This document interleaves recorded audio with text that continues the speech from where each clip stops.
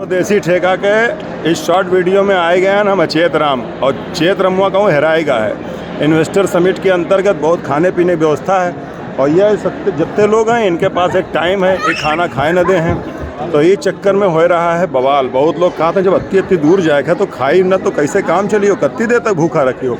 हम ही कहते देखो भूखे मनइन के शराब लेना ठीक नहीं है। तो ये सब देखो सजा सवरा प्लेट रखा है, लेकिन देवैया कोई नहीं है। कहा है कि इनके पास आर्डर नहीं है, बिना आर्डर के खाना खवावे कैसे।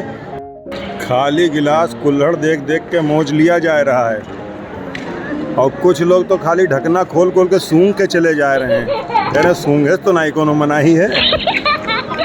यही सब टेंशन चल रही, उधर बवाल चल रहा है वो काउंटर पे, देखे हो कि नहीं। अब क्या बतावा जाए, ये सब मुस्किया के मजा ले रहे हैं। देखो भैया लोग ये क्या करें, आर्डर नहीं है, हंसी की बात है। खैर आप लोग अपना मौज लो और जुड़े रहो अचेत राम के साथ ऐसे ही, मगर तुम रहो सचेत राम।